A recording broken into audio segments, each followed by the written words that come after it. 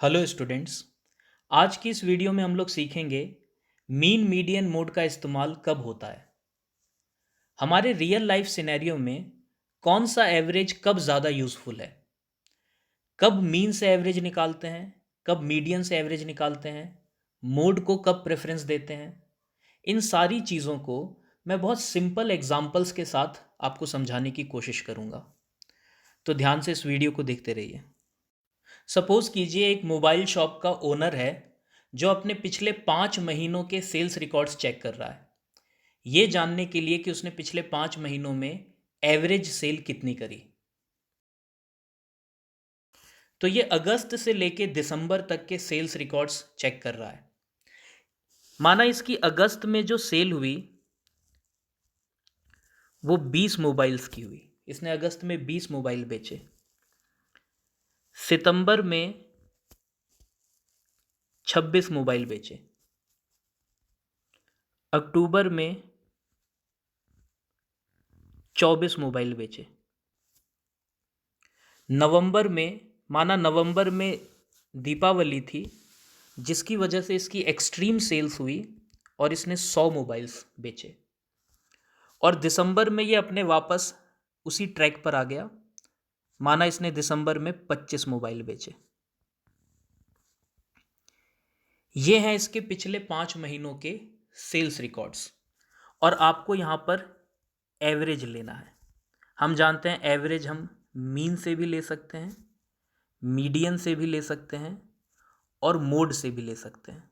मैं आपको समझाऊंगा कि कौन सा एवरेज यहाँ पर ज़्यादा यूज़फुल है। सबसे पहले हम लोग इन 5 महीनों की सेल्स का मीन एवरेज निकाल कर देखते हैं। मीन, इसे एक्स बार से डिनोट करते हैं। मीन एक ऐसा एवरेज होता है जो किसी डेटा सेट के हर वैल्यू को इक्वली इंपॉर्टेंस देता है। मतलब जब आप इन 5 महीनों की एवरेज सेल्स निकालोगे तो हर महीने की सेल्स को इक्वली इंपॉर्टेंस दोगे। कैसे निकलेगा ये एवरेज? आप 5 महीनों की सेल्स को जोड़ दो और 5 से डिवाइड कर दो। 20 plus 26 plus 24 plus 100 plus 25 divided by 5। तो ये एवरेज आ जाएगा आपका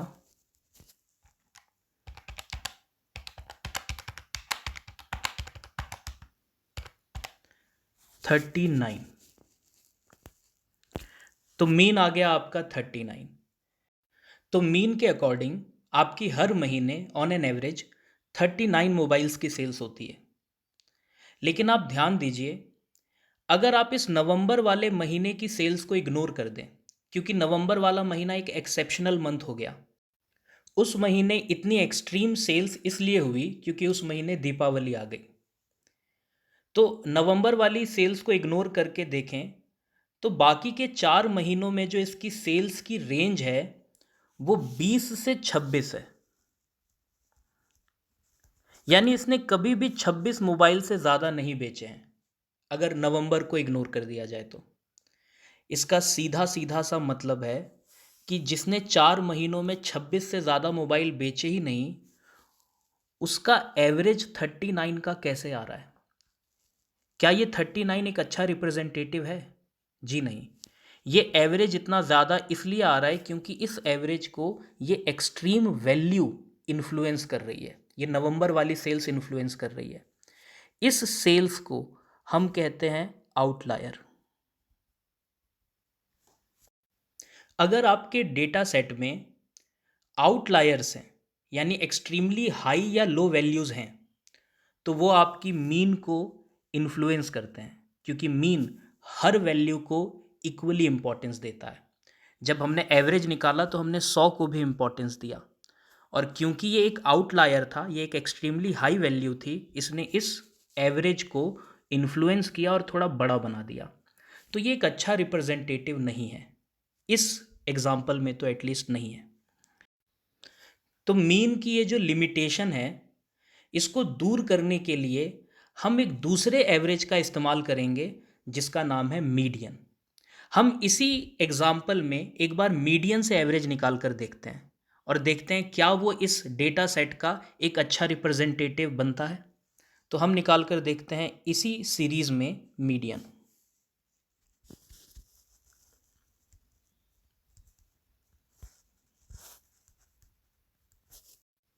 मीडियन किसी सीरीज की मिडिल वैल्यू को कहते हैं।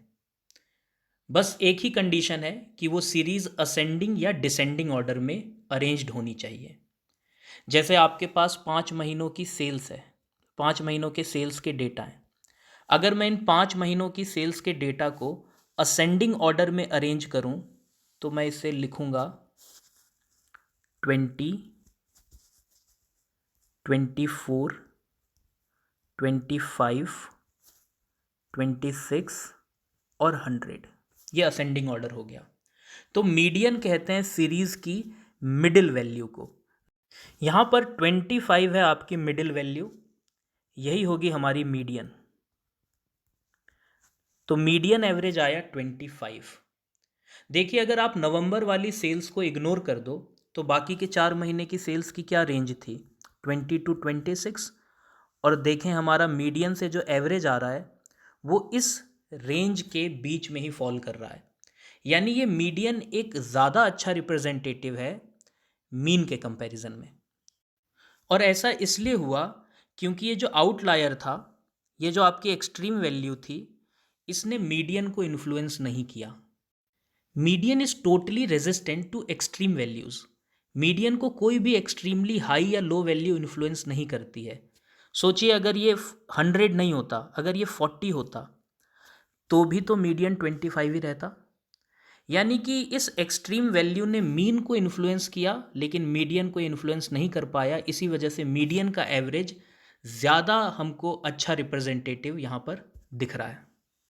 तो इससे एक बात क्लियर है कि मीन का इस्तेमाल तब करना सही रहता है जब आपके डेटा सेट में कोई आउटलायर्स ना हो, यानी कोई एक्सट्रीमली हाई या लो वैल्यू ना हो। अगर आपके डेटा सेट में आउटलायर्स हैं तो फिर मीडियन एक बेटर ऑप्शन है। ठीक है, तो अब हम बात करते हैं तीसरे एवरेज, मोड की।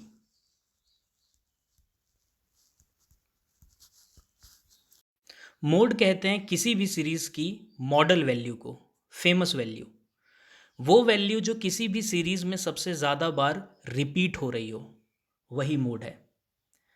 जैसे अभी मैंने आपको जो एग्जाम्पल दिया था जिसमें हमने 5 महीने के सेल्स के डेटा लिखे थे, आप देखें यहाँ पर कोई भी फिगर रिपीट नहीं हो रही है। 20, 26, 24, 100, 25, कोई भी वैल्यू एक से ज़्यादा बार रिपीट नहीं हुई। तो यहाँ पर मोड नहीं निकल सकता, क्योंकि मोड तो होता है जब एक वैल्यू किसी सीरीज़ में सबसे ज़्यादा बार रिपीट होती है। तो मोड का जो इस्तेमाल है वो बहुत रेयरली ही होता है एवरेज निकालने के लिए। हम मोड को ज़्यादा यूज़ नहीं करते हैं क्योंकि ये किसी भी सीरीज़ की जो सबसे यूनिक वैल्यू होती है ना, जो सबसे ज़्यादा बार रिपीट हो रही हो, उसे एवरेज बोलती है। और कई बार ये हमको बहुत ही मिसलीडिंग इन्फॉर्मेशन देती है। जैसे एक एग्ज़ाम्पल के लिए, मान लो एक क्लास में 10 बच्चे हैं जिनके मार्क्स के मैं डेटा कलेक्ट कर रहा हूँ। मान लो एक बच्चे के आए 2 नंबर, एक के आए 5 नंबर, एक के आए 10 नंबर, एक के आए 9 नंबर, 8, 7, 2, 3, 2। ये हो गए आपके, और एक लिख लेते हैं यहाँ पर 10। तो ये 10 बच्चों के मार्क्स के डेटा हैं। क्योंकि इस डेटा सेट में देखो 2 का रिपीटेशन सबसे ज़्यादा बार हुआ, 3 बार हुआ, तो यहाँ पर मोड बराबर 2। यानी मोड के अकॉर्डिंग इन 10 बच्चों के एवरेज मार्क्स 2 हैं। मतलब मोड को कोई लेना देना नहीं है कि वैल्यूज़ छोटी हैं या बड़ी हैं। वो सिर्फ ये देखता है कि वो कितनी बार रिपीट हुई। जो सबसे ज़्यादा बार रिपीट हुई वही एवरेज। तो मीन और मीडियन से कंपेयर करें तो मोड उतना ज़्यादा यूज़ में नहीं लिया जाता। लेकिन जहाँ पर मीन और मीडियन अप्लाई नहीं हो पाता वहाँ मोड काम आता है। मोड का इस्तेमाल हम ज़्यादातर कैटेगोरिकल डाटा के केस में करते हैं। जैसे मान लीजिए मैं इसी एग्जाम्पल को जो अभी मैंने थोड़ी देर पहले दिया था, उसी एग्जाम्पल को अगर मैं कंटिन्यू करूं और कहूं कि वही मोबाइल शॉप का ओनर अब ये जानना चाहता है कि उसके शॉप में कौन से मोबाइल की सेल्स ज़्यादा होती है। मतलब वो यहाँ पर कस्टमर की पसंद को समझना चाहता है, वो देखना चाहता है कि कस्टमर कौन से ब्रांड का मोबाइल ज़्यादा डिमांड करता है। तो आइए इसे भी समझें।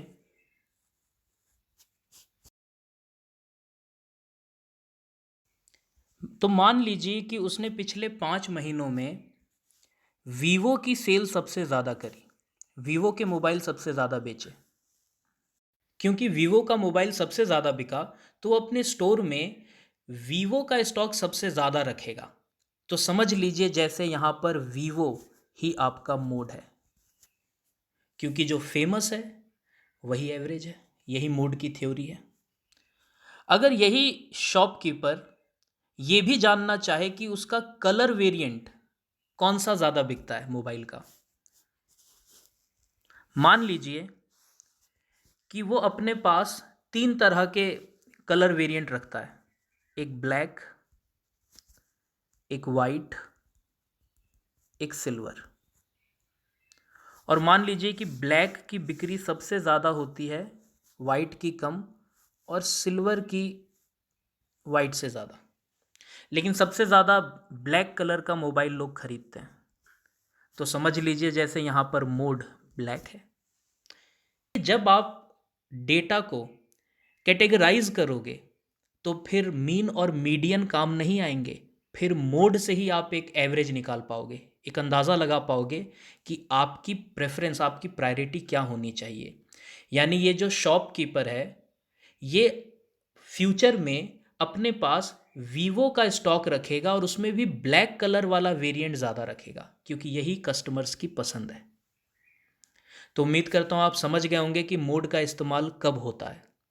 तो मैंने आपको इन बेसिक एग्जांपल्स के थ्रू ये समझाने की कोशिश करी कि हमारे रियल लाइफ में हम मीन मीडियन मोड का इस्तेमाल कब करते हैं और कौन सा एवरेज कब ज़्यादा अच्छा रिप्रेजेंटेटिव होता है हमारे डेटा सेट का। तो अगर आपको ये वीडियो यूज़फुल लगी हो तो इस वीडियो को लाइक ज़रूर कीजिए और मेरे चैनल को भी सब्सक्राइब कर दीजिए। Thank you.